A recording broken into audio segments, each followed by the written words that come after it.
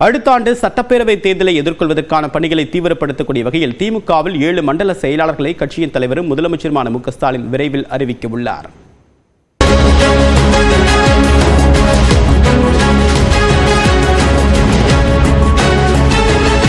அடுத்த ஆண்டு சட்டப்பேரவை தேர்தலில் 200க்கும் அதிகமான தொகுதிகளில் வெற்றி பெறும் வகையில் தேர்தல் பணிகளை திமுக தீவிரமாக மேற்கொண்டு வருகிறது. இதற்காக ஒருங்கிணைப்பு குழு அமைக்கப்பட்டு இந்த குழுவின் பரிந்துரை அடிப்படையில் கட்சி நிர்வாக ரீதியான மாற்றங்கள் செய்யப்பட்டு வருகின்றன. கடந்த சட்டமன்ற தேர்தலிலும் நாடாளுமன்ற தேர்தலிலும் மண்டல பொறுப்பாளர்கள் நியமிக்கப்பட்டு பணிகள் மேற்கொள்ளப்பட்டன. இதேபோல இந்த சட்டப்பேரவை தேர்தலிலும் மண்டல பொறுப்பாளர்களை கட்சியின் தலைவரும் முதலமைச்சருமான மு.க. ஸ்டாலின் விரைவில் அறிவிக்க உள்ளதாக தகவல்கள் தெரிவிக்கின்றன. தொகுதி பார்வையாளர்களின் பணிகளை கண்காணிப்பது, அவர்களுக்கு தேவையான ஆலோசனைகளை வழங்குவது ஆகிய பணிகளில் மண்டல செயலாளர்கள் ஈடுபட உள்ளனர். இதன்படி 7 மண்டலங்களாக பிரித்து செயலாளர்கள் அறிவிக்கப்பட உள்ளனர். தூத்துக்குடி, கன்னியாகுமரி, நெல்லை உள்ளிட்ட மாவட்டங்களை உள்ளடக்கிய மண்டல செயலாளராக திமுக துணை பொதுச் செயலாளர் கனிமொழி நியமிக்கப்பட உள்ளார். திருச்சி, தஞ்சை, நாகப்பட்டினம், திருவாரூர், மயிலாடுதுறை, கடலூர் உள்ளிட்ட டெல்டா மாவட்டங்களை உள்ளடக்கிய மத்திய மண்டலத்தின் செயலாளராக அமைச்சர் கே.என். நேரு நியமிக்கப்பட உள்ளார். திருவண்ணாமலை, வேலூர், திருப்பத்தூர், விழுப்புரம், தருமபுரி உள்ளிட்ட மாவட்டங்களை உள்ளடக்கிய மண்டலத்திற்கு அமைச்சர் ஏவா வேலுவும், கொங்கு மண்டலத்தில் கரூர், கோவை, நீலகிரி, திருப்பூர் உள்ளிட்ட மாவட்டங்களுக்கு முன்னாள் அமைச்சர் செந்தில் பாலாஜியும் நியமிக்கப்பட உள்ளதாக தகவல்கள் தெரிவிக்கின்றன.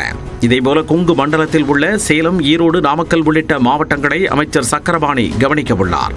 திண்டுக்கல், மதுரை, விருதுநகர் உள்ளிட்ட மாவட்டங்களை உள்ளடக்கிய மண்டலத்திற்கு நிதித்துறை அமைச்சர் தங்கம் தென்னரசுவும், சென்னை, காஞ்சிபுரம் உள்ளிட்ட மாவட்டங்களை உள்ளடக்கிய மண்டலத்திற்கு துணை பொதுச் செயலாளர் ஆர். ராசாவும் நியமிக்கப்பட உள்ளனர். மண்டல செயலாளர்கள் குறித்த அதிகாரப்பூர்வ அறிவிப்பு விரைவில் வெளியாக உள்ள நிலையில் முதலமைச்சர் மு.க. ஸ்டாலினை மண்டல செயலாளராக நியமிக்கப்பட உள்ளவர்கள் ஏற்கனவே சந்தித்து தேர்தல் பணிகள் குறித்து ஆலோசனை நடத்தியுள்ளதாக கூறப்படுகிறது. மண்டல செயலாளராக நியமிக்கப்பட உள்ளவர்கள் ஏற்கனவே தங்களது பணிகளை தொடங்கி ஆலோசனை நடத்தி வருகின்றனர். வரும் 1ஆம் தேதி திமுக பொதுக்குழு கூட்டம் நடைபெறவுள்ள நிலையில் இதற்கு தயாராகும் வகையிலும் 4 ஆண்டு சாதனை விளக்க பொதுக்கூட்டங்கள், மறைந்த முன்னாள் முதலமைச்சர் கருணாநிதி பிறந்தநாள் நிகழ்ச்சிகள் உள்ளிட்ட பணிகள் குறித்து நிர்வாகிகளுடன் மண்டல நிர்வாகிகள் ஆலோசனை நடத்தி வருவதாகவும் தகவல்கள் தெரிவிக்கின்றன. மேலும் சட்டப்பேரவை தேர்தலுக்கான வியூகங்களை மண்டல செயலாளர்கள் இணைந்து வெளியிட உள்ளனர். நியூஸ் 18 தமிழ்நாடு தொலைக்காட்சி செய்திகளுக்காக செய்தியாளர் கோகுல். உதகை அரசு மருத்துவக் கல்லூரி மருத்துவமனையில் ஆய்வு மேற்கொண்ட முதலமைச்சர் மு.க. ஸ்டாலின் பொதுமக்களிடம் குறைகளை கேட்டறிந்தார். நீலகிரி மாவட்டம் உதகைக்கு சுற்றுப்பயணம் மேற்கொண்டுள்ள முதலமைச்சர் மு.க. ஸ்டாலின் அரசு மருத்துவக் கல்லூரி மருத்துவமனையில் ஆய்வு மேற்கொண்டார். குறிப்பாக அவசர சிகிச்சை பிரிவு, MRI மற்றும் CT ஸ்கேன் மையங்களை ஆய்வு செய்தவர் பொதுமக்களிடம் குறைகளை கேட்டறிந்தார்.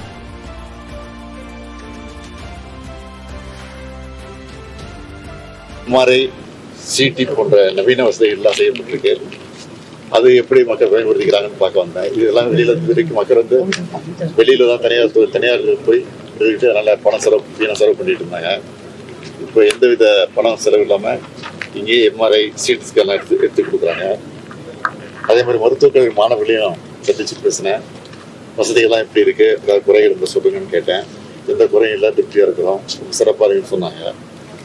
எனவே கூடுதல் வசதி என்னென்ன தேவைப்படுதோ அதெல்லாம் கேட்டு அதையும் விரைவில் செஞ்சு கொடுக்கறதுக்கு இந்த அரசு தயாராக இருக்கு. மருத்துவக் கல்லூரி மாணவர்களிடம் உரையாற்றிய முதலமைச்சர் மு.க. ஸ்டாலின் கூடுதல் வசதிகள் செய்து தர நடவடிக்கை எடுப்பதாகவும் உறுதியளித்தார். தொடர்பாக தன்னுடைய எக்ஸ் பக்கத்தில் பதிவேற்றக்கூடிய முதலமைச்சர் மு.க. ஸ்டாலின் கடந்த ஏப்ரல் 6ஆம் தேதி திறந்து வைத்த அரசு மருத்துவக் கல்லூரி மருத்துவமனை மலைவாழ் மக்களுக்கு துணையாக நிற்பதில் பெருமிதம் கொண்டதாக குறிப்பிட்டுள்ளார். ஆபரேஷன் சிந்தூர் சிறப்பாக இருந்ததாக கூறிய முதலமைச்சர் மு.க. ஸ்டாலின் ராணுவ வீரர்கள் குறித்து கருத்து தெரிவித்த அதிமுக முன்னாள் அமைச்சர் செல்லூர் ராஜு ஒரு கோமாளி என்று விமர்சித்தார். அதிமுக செல்வராஜ் வந்து ராணுவ வீரர்களா அங்க போய் போராடினாங்கன்னு சொல்லி ஒரு கேவலமான தெரிய நாட்டுக்கு தெரியாது.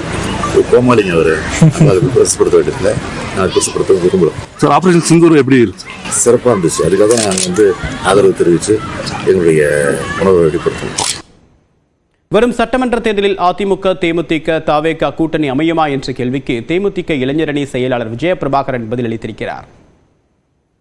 ஏடிஎம்கே, டிஎம்டிகே, டிவிகே கூட்டணி அமைய வாய்ப்பு இருக்கா? அது தலைமையே இப்ப ஏடிஎம்கேன்றது பெரிய கட்சி. அப்ப இந்த கேள்வி நீ அங்க கேட்கணும். இல்ல அப்படி அமைஞ்சா எப்படி வெற்றி வாய்ப்பு எப்படி இருக்குன்னு நினைக்கிறீங்க?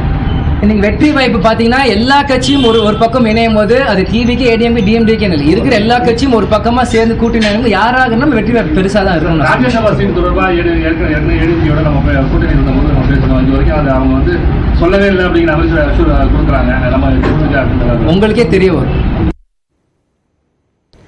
திருச்சியில் கடன் தொல்லை காரணமாக 2 குழந்தைகளை கொன்றுவிட்டு பெற்றோர் தற்கொலை செய்து கொண்ட சம்பவம் சோகத்தை ஏற்படுத்தியுள்ளது. திருச்சி மேல கல்கண்டார் கோட்டையை சேர்ந்த அலெக்ஸ் விக்டோரியா தம்பதிக்கு 9 மற்றும் 3 வயதுகளில் 2 பெண் குழந்தைகள் இருந்தனர்.